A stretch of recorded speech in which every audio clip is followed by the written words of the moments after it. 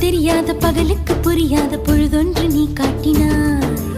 இதயத்தில் நீ இருப்பதனால் நான் தூங்கும் நேரத்தில் என்னுள்ளே தூங்காமல் நெஞ்சுக்குள் வாயாடினாய்.